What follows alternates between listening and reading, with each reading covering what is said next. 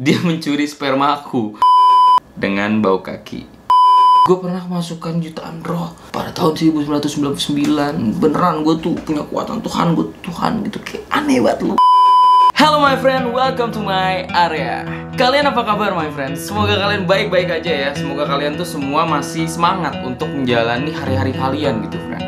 Di negara-negara hukum biasanya ada orang yang datang ke pengadilan untuk menggugat sesuatu atau seseorang gitu ya friend. Biasanya tuh ya menggugat soal sengketa atau pencemaran nama baik. Nah hari ini kita tuh akan bahas gugatan-gugatan hukum teraneh di dunia. Jadi ini tuh bener-bener udah aneh banget gitu. Jadi orang-orang ini tuh datang ke pengadilan dan menggugat seseorang atau sesuatu tuh dengan aneh gitu friend. Nggak wajar pokoknya. Ini menarik banget sebenarnya. Dan kita langsung aja mulai, tapi sebelum itu, let's be here and now.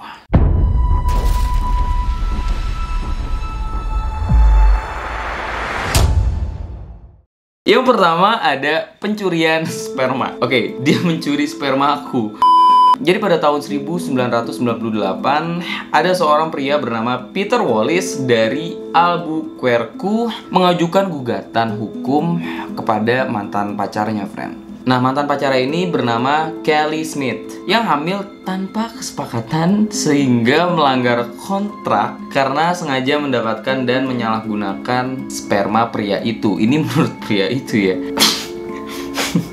Jadi menurut Wallace ya, Smith ini udah diwanti-wanti buat mencegah kehamilan gitu friend. Tapi si ceweknya ini malah apa ya, bisa dibilang sengaja untuk tidak mencegah kehamilannya gitu friend. Akhirnya dia hamil nih kan. Nah pada suatu hari si Wallace dikasih tahu kalau ceweknya hamil dan dia dimintain yang namanya uang untuk apa ya, bisa dibilang perawatan anaknya gitu loh friend. Jadi kayak ya tanggung jawab lah, dia harus tanggung jawab. Dia kan pacarnya hamil dan nih kalau misalkan anaknya udah lahir dia harus apa ya, bisa dibilang membiayai lah anaknya itu gitu ya. Si Wallace ini nggak mau gitu kan, dia nggak mau punya anak dan dia langsung ke pengadilan untuk menuntut ceweknya ini kan.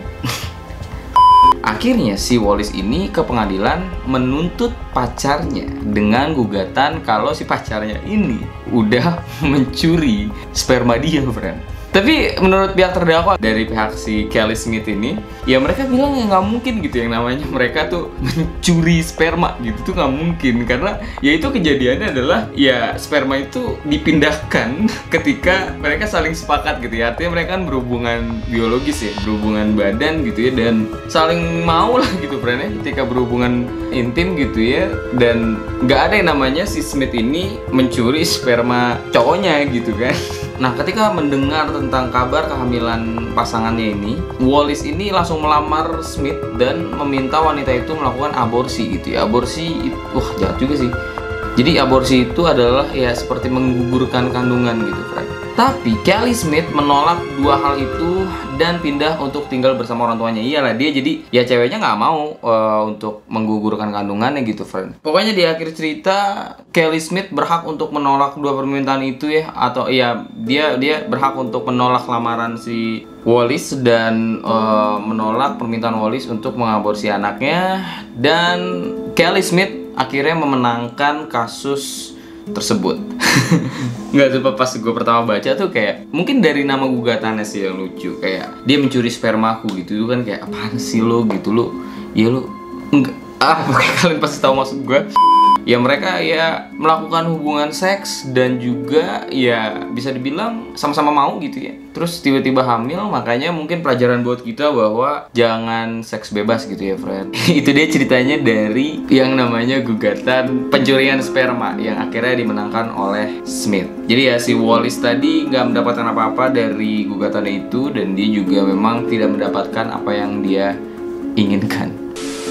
Next ada menggugat dirinya sendiri. Wah ini super jenius nih orang kayaknya. Kita baca ya ceritanya. Jadi di tahun 1995 seorang narapidana bernama Robert Lee Brock menggugat dirinya sendiri sebesar 5 juta US dollar atau sekitar 70 miliar rupiah. Wow.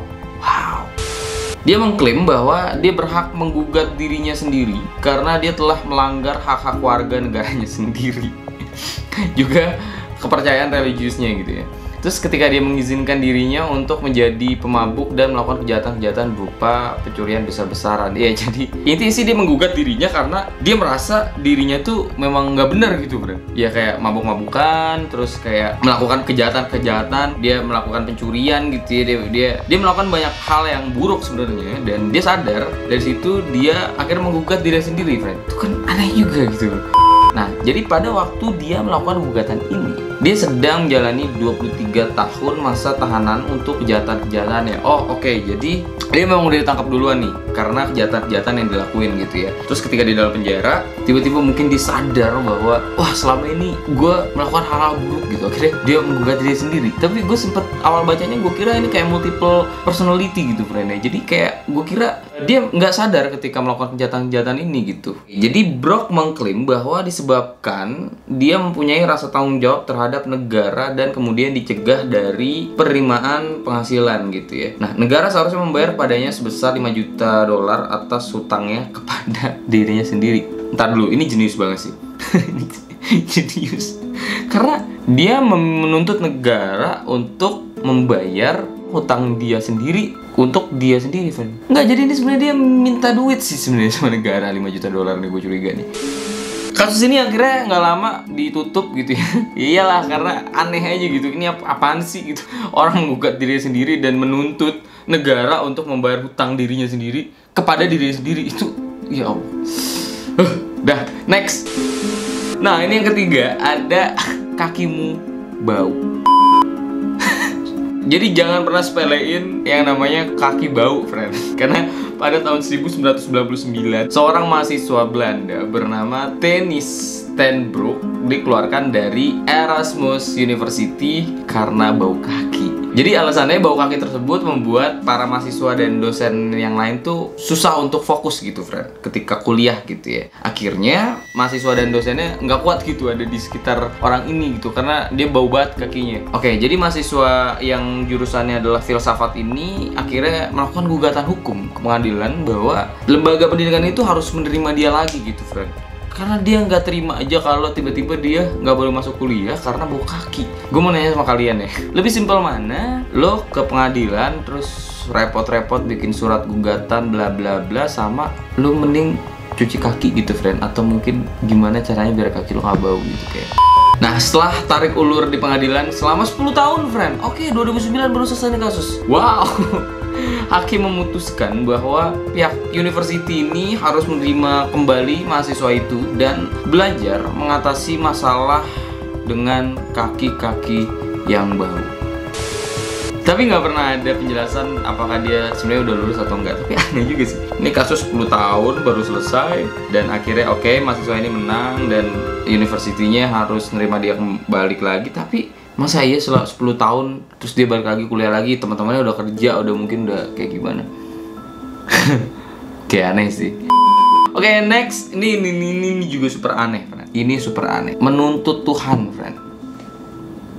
Senator negara bagian Nebraska, Ernie Chambers, melakukan sebuah penuntutan perkara terhadap Tuhan pada tanggal 17 September 2007. Dia juga berkata bahwa Tuhan telah mengilhami rasa takut dan ketakutan di dunia yang menyebabkan kematian yang merajalela, terus kehancuran dan teror terhadap berjuta-juta penghuni bumi. Hakim Provinsi Wilayah Douglas County, Marlon Polk, menetapkan aturan kepada penggugat harus mempunyai akses secara langsung kepada terdakwa menurut aturan dalam penuntutan yang dapat dipegang gitu. Jadi gimana tuh caranya lu punya akses ke Tuhan gitu ya, si Chambers ini gitu. Bahkan bingung juga dia tuh. Ya karena peraturannya memang harus ada akses gitu. Maksudnya harus ada gitu, friend, yang digugat tuh memang ya artinya bisa dipanggil ke pengadilan mungkin gitu kan. Tapi ya maksudnya lu gugat Tuhan gitu buat apa? Aduh. Nggak, cuma ini Chambers aneh banget sih, parah. Gue lagi ngebayangin aja gimana bisa lu gugat Tuhan gitu. Aneh banget. Mempertimbangkan kondisi yang ada, terbukti hal tersebut menjadi sulit ya, udah pasti gitu. Gimana caranya si Chambers ini punya akses langsung ke terdakwa atau yang dia gugat gitu, which is Tuhan gitu di sini. Oke, tapi Chambers bagaimanapun mengklaim bahwa Tuhan adalah sosok figur yang dikenal di dalam pengadilan dan dapat dikenali. Dia menyadari bahwa pihak yang dituntutnya ini akan melawannya, friend. Dia yakin banget kalau pihak yang dituntutnya ini akan melawan dia gitu. Next, ada Michael Jordan dituntut oleh kembarannya, friend. Oke, di tahun 2006, seorang pria bernama Alan Hackard menggugat Michael Jordan dan juga pendiri Nike, Phil Knight, sebesar 832 juta dolar US. Bentar, berapa itu ya? Wah, itu banyak sih. Itu kayak triliunan gak sih? Ya, itu banyak deh, triliunan, friend. Jadi dia mengklaim karena dia merasa capek karena selalu dianggap atau dikira sebagai Michael Jordan setiap hari, friend, selama 15 tahun gitu. Iya, kayak orang, wah ini Michael Jordan, mungkin kayak dia diikutin, dimintain foto gitu. Mungkin dia juga merasa risih gitu hidupnya. Tapi nggak tahu ya, maksudnya mungkin dia juga mentalnya kena karena kayak, gue bukan Michael Jordan, oh my god, apakah ternyata gue Michael Jordan? Dia mungkin jadi bingung sama diri sendiri. Jangan-jangan dia juga akhirnya merasa dia Michael Jordan.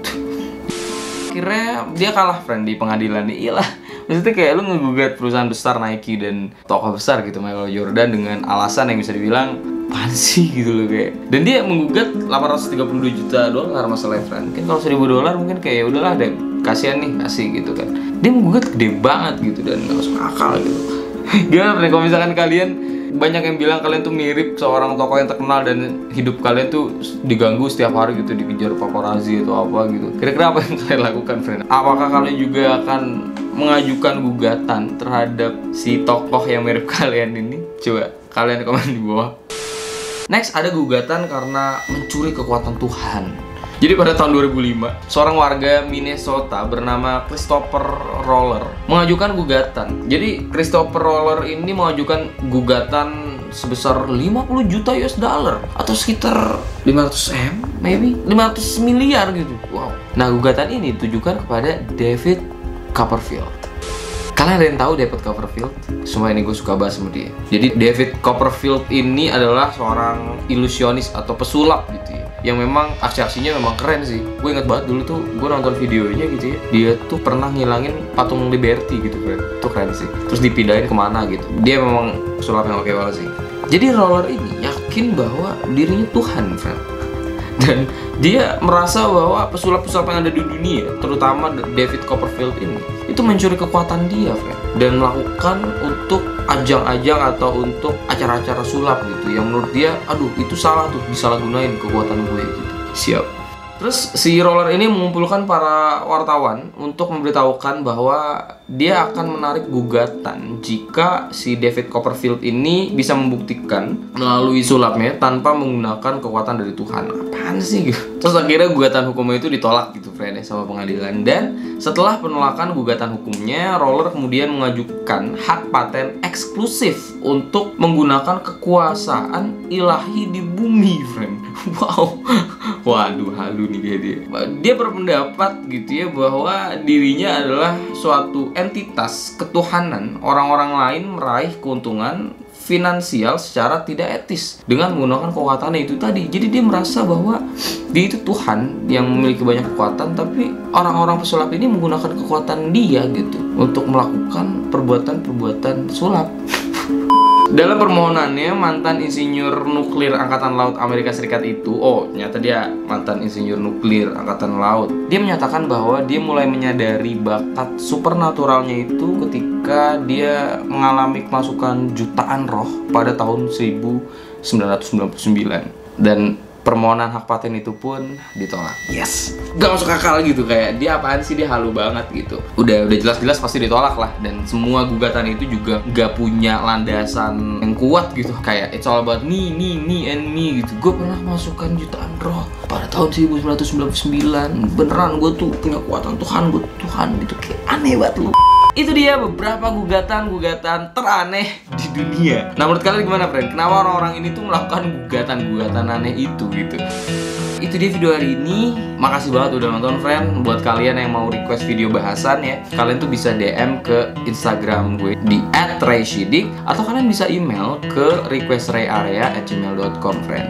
Juga buat kalian yang nggak mau ketinggalan video-video selanjutnya dan mau bantu channel ini jadi channel yang gede gitu, biar banyak yang lihat lagi gitu, banyak yang nonton, banyak yang nikmatin gitu ya, karena kita juga punya segmen yang namanya Gray Area yang ngebahas crime, teori konspirasi, misteri, dan lain-lain. Kita juga punya segmen penakut yang akan ngebahas horor-horor atau reaction video horor. Pokoknya kalau channel ini gede, makin banyak yang nonton channel ini, kita juga seneng gitu, friend. Makanya kalian subscribe channel ini dan nyalain lonceng notifikasinya biar kalian gak ketinggalan video selanjutnya. And see you in Gray Area.